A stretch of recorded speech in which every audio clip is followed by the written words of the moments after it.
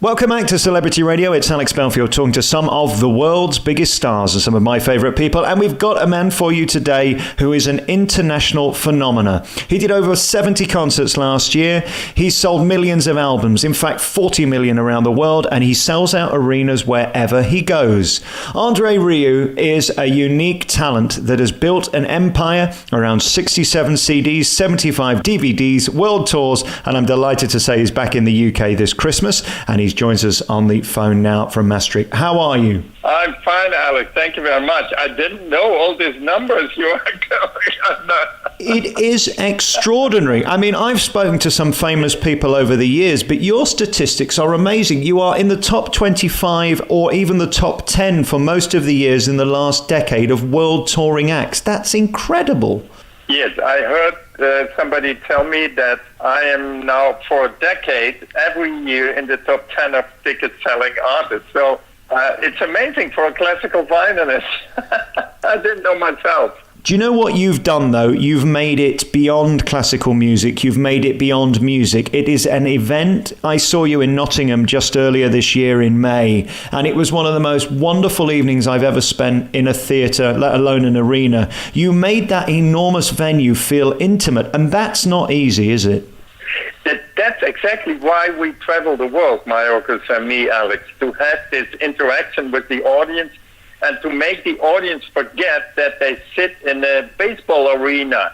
I want this interaction with them. I want this contact with them. I want them to feel at home, at ease, that they have the feeling, tonight we can do whatever we want. He allows everything, and that's what we want.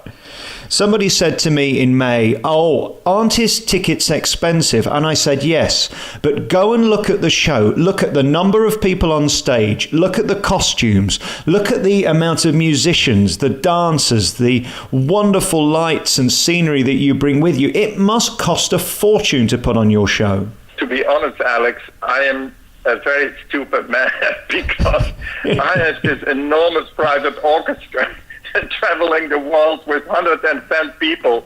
So everybody who thinks that the tickets are expensive, yes, you are right, Alex, they are. But that's the only way I can pay it. So luckily, a lot of people come to the concerts and enjoy every night and every evening. And the most beautiful thing is they go home happy, and that may cost something. Yeah. Do you know the best compliment I can pay you is that I would have paid again to see that show? It is very rare you leave a theatre feeling like you had your money's worth. But my God, with your production, it certainly feels like it. And from the second that you begin where the orchestra walk through the audience, it's an event and it's exciting. You still look like you want to be there. It's still thrilling to you, isn't it? It is. And you're completely right. The 5 last moments before I go on stage, I'm extremely nervous because, we know exactly what we have to do, but I don't know the audience. The audience every night, I have to rebuild every night this contact with the audience, but because that's why we travel the world. So that makes me very nervous. Is it going to work tonight? But every night it works. And that standing ovation at the end with the balloons was just spectacular. I wonder logistically how difficult it is to put on that show. I mean, the Johann Strauss Orchestra are enormous. How many of them are there in it now that tour the world with you? I think some 60, 65. And all the rest of the 110 are crew and organization, cooks. So all that people, I described you a little bit how it works. We arrive at the venue at 3:30, the orchestra. Then the cooks are ready. There's some soup and food for everybody. Somebody goes to play his instrument, somebody eats something. Then half an hour later, there's a sound check. Every day there's a sound check because every hall sounds different. Then we have a fantastic meal together, everybody together with our own cooks. Then I go to sleep. 1.5 hour, really sleep on my own couch.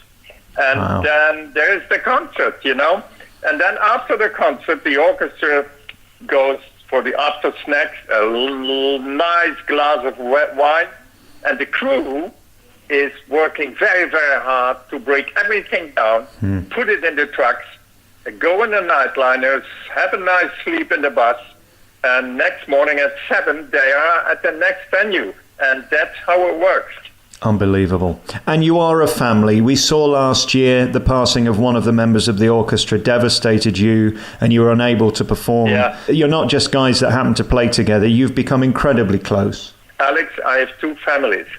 My wife, my 2 sons, and my 5 grandchildren, and my big family. Yeah. The family which I'm traveling the world, and we are really a family, you know. They all are, all the 110 people are on a fixed payroll, you know. They are in my service. And everybody says, you are stupid, why do you do that? It's much too expensive. But the result is that we are friends. We are together. Of course, I'm the boss and they trust me. But for me personally, it's the most beautiful life you can imagine because I'm always together with friends. How wonderful. I just interviewed Chris Angel, who is the world's #1 magician in Las Vegas, and he has a staff, I think, of 103 people. And I said, how do you sleep at night knowing that all of those families depend on you? And let's face it, without Andre Rieu, there isn't the Andre Rieu Johann Strauss Orchestra. Do you lose sleep over the pressure of being you? Because it is a lot, isn't it? It is a lot, I know.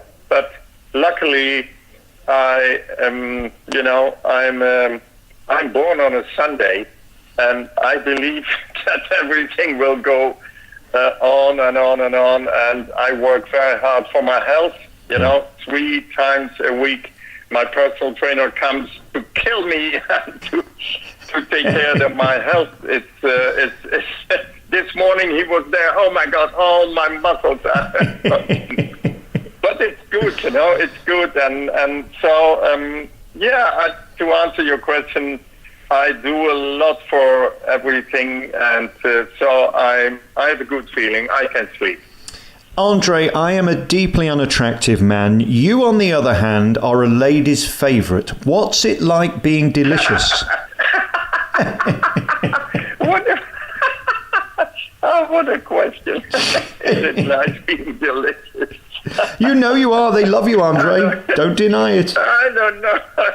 I'm not conscious of the fact that I'm delicious. You know, I'll tell you, I'm there on stage with my tuxedo and my violin. I play romantic music, so... Oh my God, I can never be on stage again without thinking of your question.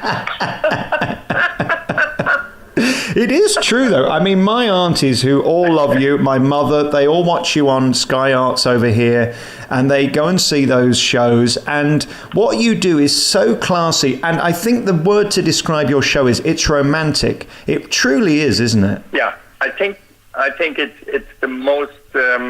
It's the best word to describe the concerts. It's romantic, and I try to give the concerts with all my heart and all my love. And perhaps it sounds like a cliche, but it's really, I mean it. Without love, there would not be a decent life.